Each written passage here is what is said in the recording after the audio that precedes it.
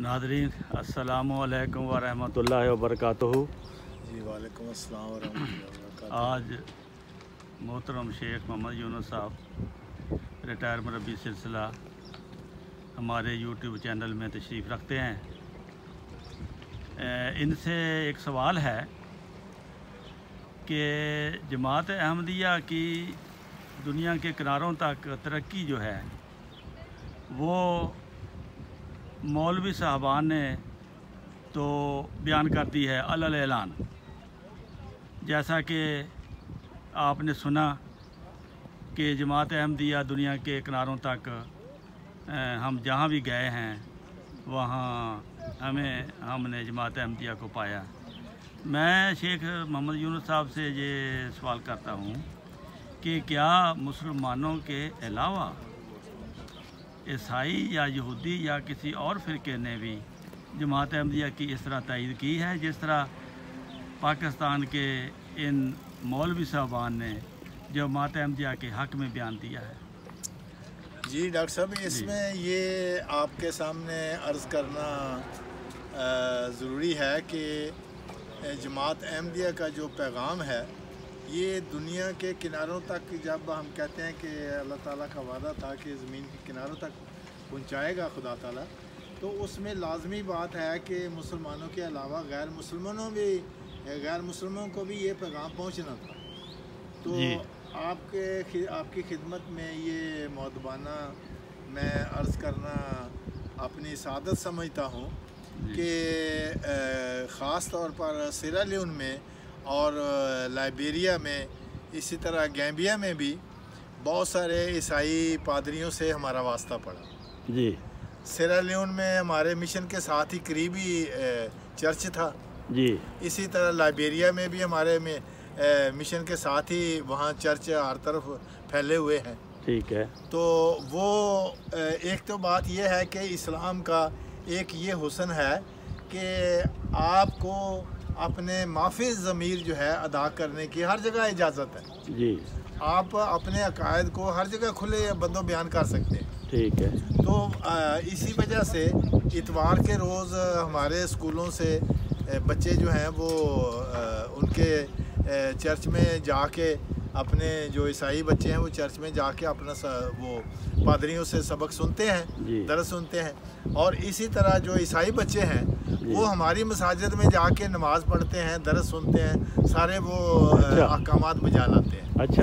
तो इसी सिलसिले में एक पादरी साहब वो वहाँ अक्सर आया करते थे, तो मेरे साथ उनकी मुलाकात हुई।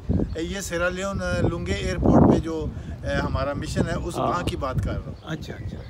तो वो आर्मी बैरक्स एक इलाका है, वहाँ पे एक बहुत अच्छा स्कूल है और वहाँ एक पादरी साहब थे। तो वो मुझे कहने लगे कि अच्छा हम तो आपको मिलने के लिए आते हैं, आप भी कभी आ जाया करें, कि आप डरते हैं कि कहीं आपको हम मुसलमानों से ईसाई ना कर लें। ईसाई ना कर। तो मैं इस ख्याल से उनके पास चला गया।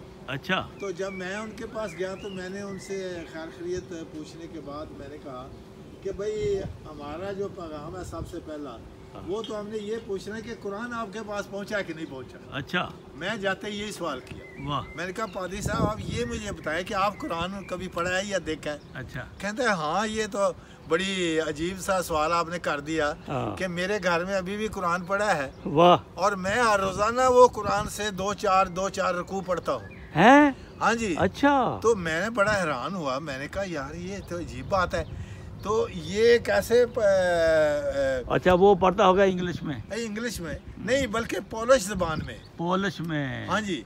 पोलैंड का था पादरी। पोलैंड का था पादरी। ठीक। तो मैंने पादरी साहब कहा, मैंने कहा पादरी साहब देखें, मैंने आपसे ये सवाल किया कि आप कुरान पढ़ते हैं? तो उन्होंने जवाब दिया कि भाई मैं तो झूठ नहीं बोल रहा, मैं आपको कह रहा हूँ कि मैं रोजाना पढ़ता हूँ। आपको बताया? मैंने कहा अच्छा, अगर आपके पास कुरान मौजूद है तो आप बाहर लेके आए ताकि मैं देख भी लूँ, और अगर वो आपने के पास कुरान भी वाकई है तो मैं आपको बताता हूँ, उस पर लिखा होगा कि this Quran is printed by Ahmadiyya Raqeem press London. अच्छा।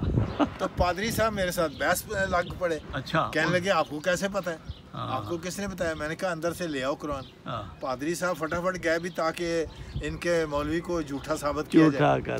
तो जब पादरी साहब कुरान करीम लेके आए तो पहले ही हमने टाइटल पेज खोला, तो जैसे मैंने बताया था वो मैंने ऐसे खोला, क्योंकि मैंने वो टाइटल पेज तो कई कुरानों का देखा हुआ था जिस पर ये लिखा था this Quran is printed by Ahmadiyya Hakim press London. तो वो मैंने जब टाइटल खोला तो मैंने पादरी साहब के सामने रखा तो पादरी साहब पढ़ के हैरान हुए कि this Quran is printed by Ahmadiyya. कहते हैं यार मैं पढ़ता हूँ रोज, लेकिन मुझे भी नहीं पता था कि ये अहमदिया का छपा हुआ, ये कभी नहीं पढ़ा। अच्छा।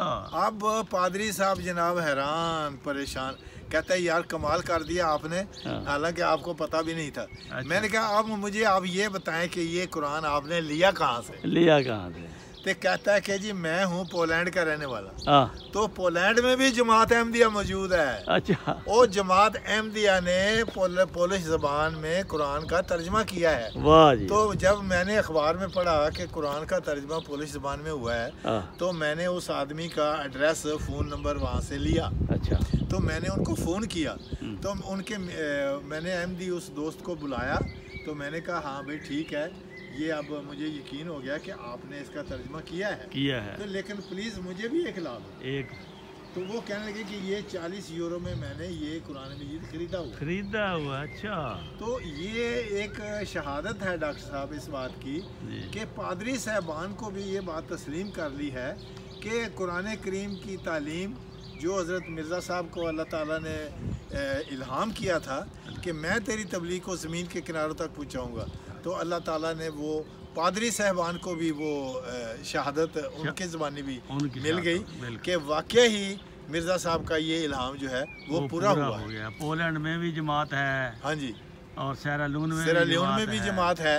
तो ये तो मैंने आपको सेरा लियोन के एक स्कूल के पादरी की बात बताई है। जी। अभी आपने देखा कि गैम्बिया में जब आप भी साथ थे हम गए तो वहाँ एक महीना हुआ था कि एक कुरान करीम के ऊपर और मुख्तलिफ चीज़ों की नुमाइश लगी। तो जब हमारा वहाँ स्टॉल लगा हुआ जो था वो हमने देखा तो वहाँ 100 ज़बानों में मुख्तलिफ कुरान करीम की आयात का मुख्तलिफ आयात का तर्जमा, अब मुख्तलिफ 100 हदीसों का तर्जमा, बिल्कुल मुख्तलिफ हज़रत मसीह अलैहिस्सलाम की तालीम के इक़्तिबासात का तर्जमा और इसी तरह कुरान करीम के तराजम का वहाँ उस मेज़ के ऊपर खूबसूरती से लगाया हुआ नज़ारे हमें नजर। तो ये हर जगह से यानी वहाँ पे उन्होंने हमें बताया कि रोज़ाना करीबन 500-600 की तादाद में ईसाई लोग भी आके, अच्छा। मुसलमान भी, ईसाई भी, उलमा भी, दूसरे भी आके तो ये विज़िट करते हैं और कुरान का ख़ास तौर पर मुख्तलिफ़ ज़बानों में तराजम देखकर बहुत खुश होते हैं और उसका मकसद भी यही है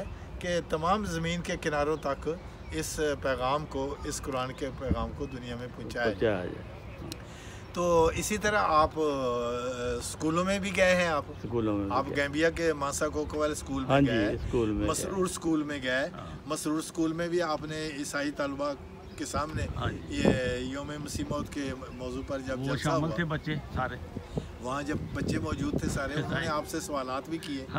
तो ये पैगाम जो है ये हमने वहाँ भी सुनाया कि भाई बेटा हमारा मकसद यहाँ आने का भी गैम्बिया में भी मसरूर स्कूल में भी यही मकसद था कि आपको कुरान करीम के ये दलाइल बताए जाएं कि ये इमाम महदी थे जिन्होंने इस ज़माने में आना था। इनको अल्लाह ताला ने बताया था कि मैं तेरी तबलीग को ज़मीन के किनारों तक। रबी साहब एक और बात सिफ्त है जमात अहमदिया की, इनके स्कूलों में कोई तफरीक नहीं है दाखिले के लिए। ना कोई मज़हब का हो, हाँ जी, किसी मज़हब का हो, सबको बराबर के हकूक़ देते हैं। हाँ जी। और फिर कितना भी पढ़े उनके स्कूलों में उनको कभी मजबूर नहीं करते कि तुम अहमदी हो जाओ ना। मुझे यहाँ मिला घाना का मेरा पड़ोसी है, वो मुझे देख कर सलवार कमीज़, उसने कहा अस्सलाम वालेकुम। मैंने कहा ये आपने कहाँ से सीखी? उसने कहा मैं घाना का हूँ। मैंने कहा आप मुसलमान हैं? कहने लगा नहीं मैं मुसलमान नहीं हूँ, मैं तो क्रिश्चियन हूँ। मैंने कहा तो फिर अस्सलाम वालेकुम कैसे आपने सीखी? कहने लगे मैं अहमदिया स्कूल में पढ़ा हूँ, जमात अहमदिया के स्कूल में पढ़ा हूँ, तो वहाँ अस्सलाम वालेकुम ही कहते हैं। तो मैं भी अस्सलाम वालेकुम आपको कहा। मैंने कहा अब जब मिलता है वो मुझे अस्सलाम वालेकुम कहता है। बल्कि सेरा लियोन का जो प्रेसिडेंट था ना तीजान काबा, वो जब यहाँ जलसा सालाना पर आया तो उसने हज़रत साहब के सामने इस बात का जिक्र किया। अच्छा। कहते जी वो सेरा लियोन में आपके एक मिशनरी हैं, उनका नाम है सईदुर रहमान। अच्छा। تو انہوں نے کہا کہ یہ تو ان کا نام ہے نا سعید الرحمان. کہتا ہے لیکن میرے گاؤں میں جب وہ 6-7 سال رہے تو ان کا نام تھا سعید الرحمان السلام علیکم. یعنی لوگوں نے اس آدمی کا نام سعید الرحمان کو بلا کے السلام علیکم نام رکھ دیا کیونکہ وہ ہر ایک کو السلام علیکم سکھاتے تھے. تو یہ ایک السلام علیکم جو ہے یہ بہت بڑی دعا ہے. یہ رسول پاک صلی اللہ علیہ وسلم نے فرمایا کہ اسلام کا سب سے خوبصورت پیغام یہی السلام علیکم ورحمۃ اللہ وبرکاتہ. بالکل. تو جو شخص ایک اپنے بھائی کو السلام علیکم ورحمۃ اللہ وبرکاتہ کہتا ہے اس کو اللہ تعالیٰ کی طرف سے 30 نیکیاں ملتی ہیں اور جواب دینے والے کو بھی اسی طرح 30 نیکیاں ملتی ہیں. بالکل. تو یہ ایک جماعت احمدیہ امام مہدی علیہ الصلوۃ والسلام کی تعلیم اور رسول پاک صلی اللہ علیہ وسلم کی تعلیم ہے کہ جب بھی تم ایک دوسرے بھائی کو ملو تو تم اس پر سلامتی بھیجو. بالکل.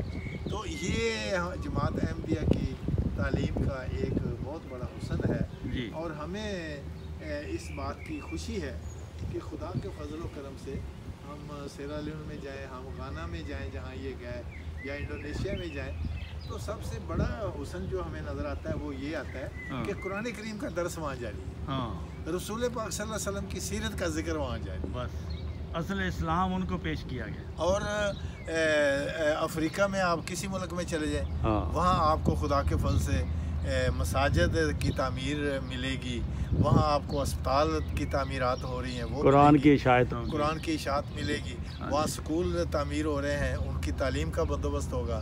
اسی طرح اسپتالوں کی جو تعمیرات ہو رہی ہے اس کے ذریعے سے غریب لوگوں کا علاج کیا جا رہا ہے. تو یہ ساری صفات جو ہیں یہ حضرت محمد مصطفیٰ صلی اللہ علیہ وسلم کی تعلیم کا حصہ ہے.